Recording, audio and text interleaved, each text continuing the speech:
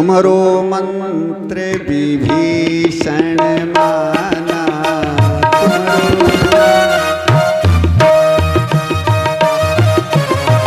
तुम्हारो मंत्र विभीषण माना, तुम्हारो विभीषण माना।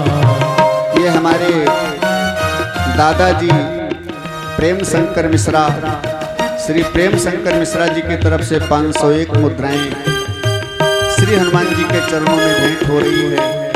श्री हनुमान जी कृपा बनाए रहें, कल्याण करें।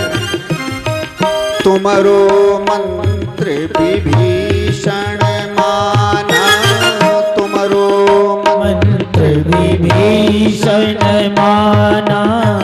लंकेश्वर भय सब जग जाना, लंकेश्वर भय सब जग जाना।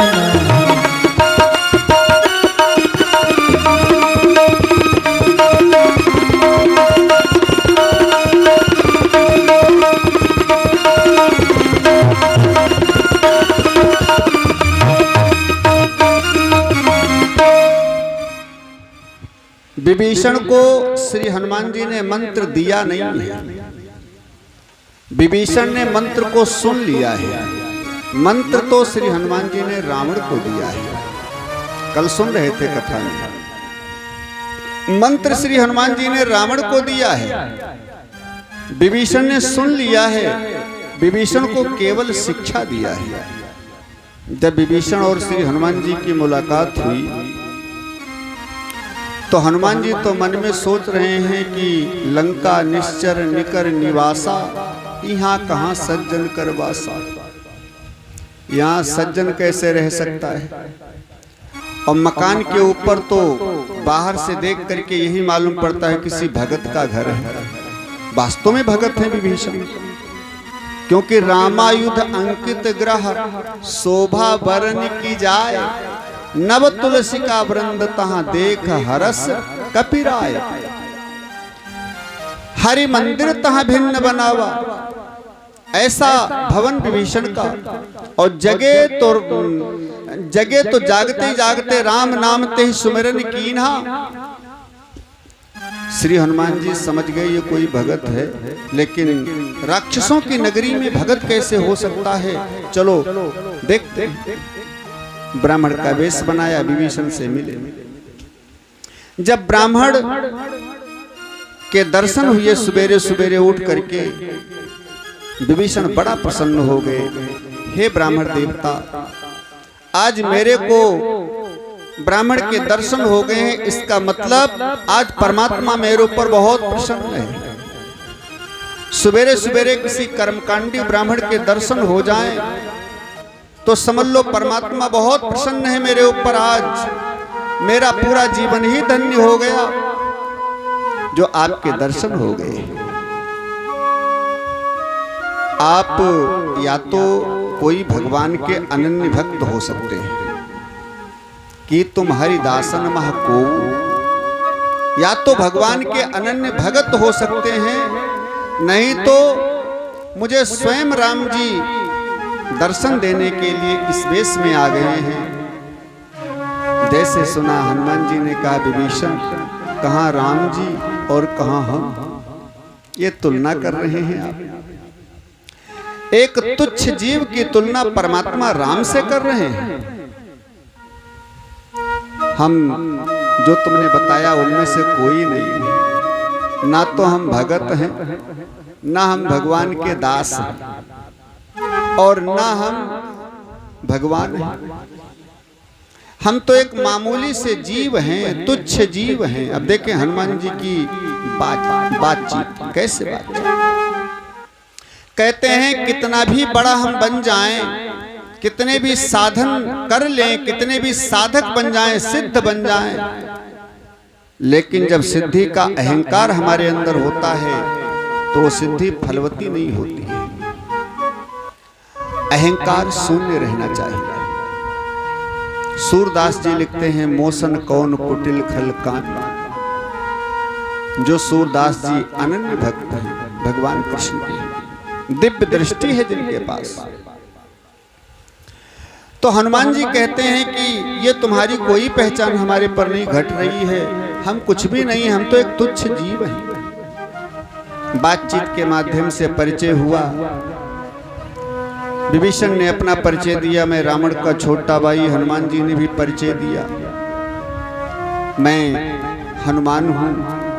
और परिचय होने के बाद श्री हनुमान जी विभीषण से कहते हैं, इन राक्षसों के बीच में तुम कैसे रहते हो, कैसे रहते हो? विभीषण ने कहा, हनुमान, हमारे रहने के बारे में पूछ रहे हो तो सुनो। सुनहु पवन सुत रहनी हमारी, जिमि दसननि महु जीभ विचारी। जैसे 32 दांतों के बीच में जुबान रहती है अकेली, वैसे इन राक्षसों के बीच में मैं अकेला रहता हूं। जरा सा चूक जाए जुबान तो दांत बिना काटे नहीं छोड़ते। ऐसे ही इन दुष्टों के बीच में रहता हूं। जरा सा चूक जाऊं तो तुरंत दंड, क्योंकि दुष्ट की मित्रता और शत्रुता दोनों खराब होती है। दुष्ट की ना तो मित्रता करे ना शत्रुता करे, अहंकारी की ना तो मित्रता करे ना शत्रुता करे, दोनों खराब होती है। समभाव बना करके रखे, ज्यादा घनिष्ठता न करे और न दुश्मनी करे।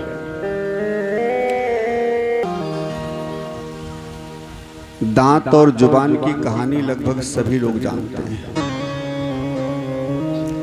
जो बूढ़े हो गए हैं, जिनके दांत नहीं रह गए हैं, वो भी जानते हैं कहानी, क्योंकि कभी तो रहे होंगे। इसलिए दांत और जुबान की कहानी सब जानते हैं। भोजन करते समय या कुछ खाते समय जरा सा जुबान चूक जाए तो दांत कभी एहसान नहीं मानेंगे जुबान का, कि न जाने कितनी बार मेरे बीच में फंसी हुई सामान को जुबान ने कुरेद करके निकाला है, मेरे को कष्ट से छुड़ाया। एहसान जरा भी नहीं मानेंगे, तुरंत काट कर अलग कर देंगे। अच्छा, एक बात समझें,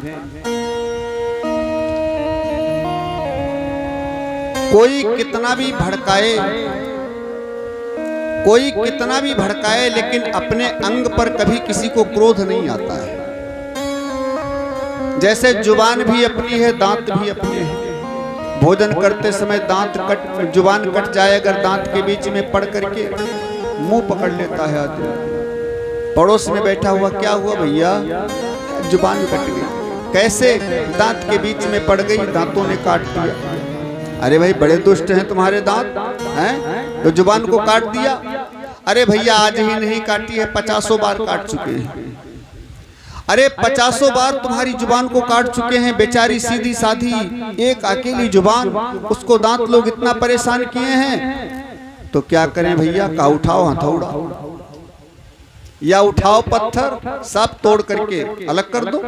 हाँ, इनको काहे रखे हो? अब कितना कोई भड़काए तुमको, क्या आप दांत तोड़ सकते हैं? कोई नहीं तोड़ेगा, जुबान चाहे रोज कटे।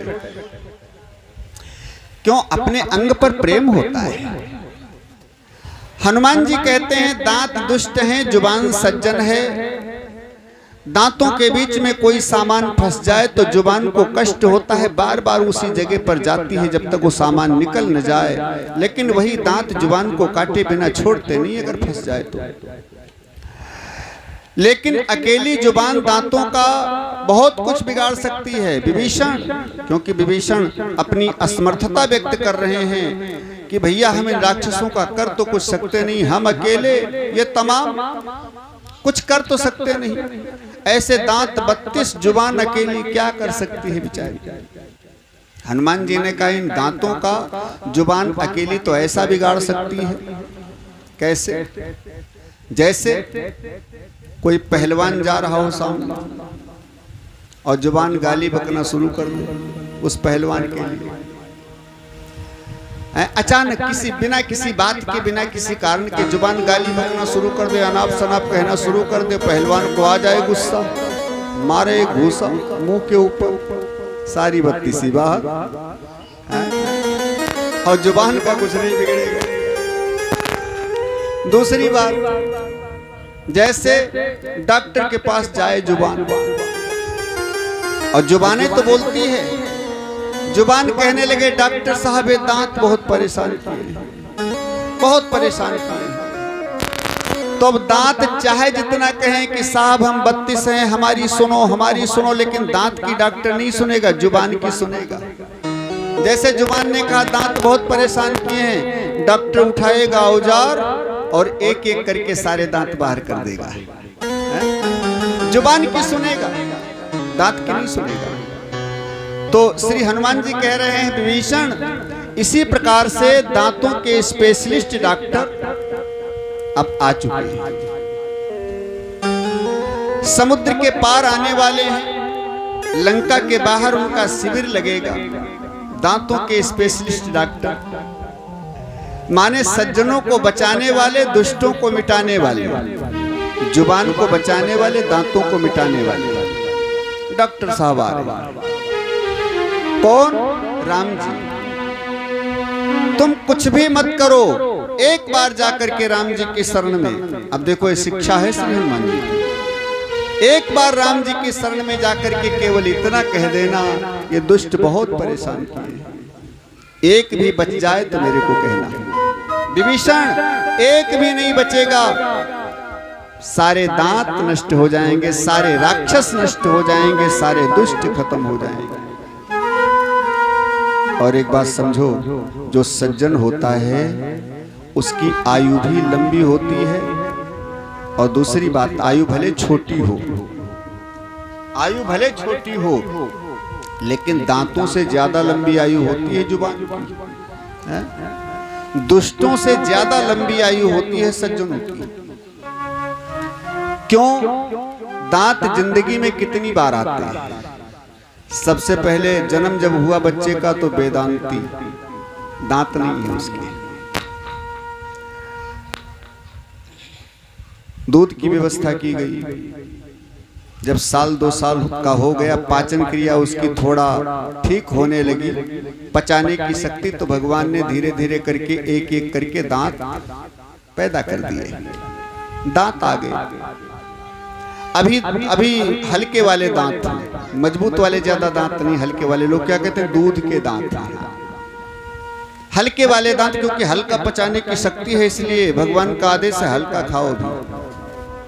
और जब 5-6 साल के, 7-8 साल के हुए तो एक एक करके दांत टूटने लगे। क्यों? भगवान ने कहा तुम्हारी पाचन क्रिया बढ़िया हो गई, इसलिए ये हल्के वाले दांत वापस लाओ, अब बढ़िया वाले तुमको दे रहे हैं। हल्के वाले माने दूध के दांत सब टूट गए, वापस ले लिया परमात्मा ने, और मजबूत वाले बढ़िया दांत लगा दिए। आ गए फिर 2 बार, माने एक बार जा चुके, एक बार आए, फिर चले गए, फिर आए। लेकिन जो ये दांत आए हैं इनका भी कोई भरोसा नहीं कब चले जाए। बहुत लोगों के तो 50-60 साल में सब दांत खत्म हो जाते हैं। अब ये कब चले जाएं? माने जिंदगी के आखिरी तक दांत रहेंगे, कोई भरोसा नहीं है। लेकिन जुबान शरीर के साथ में जन्म लेती है और शरीर के साथ में जल जाती है। इसका अंत नहीं होता है, ये शरीर के साथ में जन्म लेती है और शरीर के साथ में इसका अंत हो जाता है। इसलिए सज्जन हमेशा हमेशा के लिए रहता है, वो चला जाता है लेकिन उसका नाम रहता है। लेकिन दुष्ट, उनकी आयु थोड़ी होती है। विभीषण चिंता मत करना, एक बार जाकर के राम जी की शरण में कह देना, एक भी बच जाए तो बताना। और ये श्री हनुमान जी की शिक्षा का विभीषण के ऊपर बहुत बड़ा प्रभाव पड़ा। लेकिन एक बात समझें, सत्संग का प्रभाव तुरंत नहीं पड़ता है। कब पड़ता है?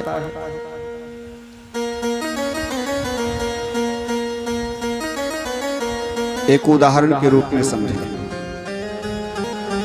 एक घड़ी आती थी पुराने जमाने में, अलार्म घड़ी। और उसमें अलार्म भरा जाता था, और जितने समय का भरा जाता था उतने समय पर ही वो बजती थी। 12 बजे का भरा गया तो 12 बजे बजेगी। जितने समय का अलार्म भरा जाता था उतने समय ही वो बजती थी। ऐसे कहते हैं ये सत्संग अलार्म घड़ी है। इसमें ये जो सत्संग का अलार्म भरा जा रहा है, इसमें ये कब बजेगा, सत्संग का सायरन, सत्संग का अलार्म कब बजेगा? जब कोई विषम परिस्थिति आएगी, जब कोई विशेष परिस्थिति आएगी। क्यों? विभीषण के अंदर श्री हनुमान जी का सत्संग का अलार्म कब बजा, इनका उपदेश कब कामयाब हुआ? जब रावण ने लात मार दी विभीषण को। जीवन में सत्संग इसीलिए आवश्यक है। क्यों? लगभग 70% या 80% माता पिता ऐसे होंगे जो बेटा की गाली लात भी खाते होंगे, है? और पत्नी की भी चोट खाते होंगे, लेकिन कभी किसी के अंदर वैराग्य नहीं। थोड़ी देर के लिए तो आता है, हाँ, ये सब बेकार है, छोड़ो, थोड़ी देर के लिए आता है, लेकिन वो घंटे 2 घंटे में खत्म हो जाता है। एक बाबूजी रिटायर हो गए,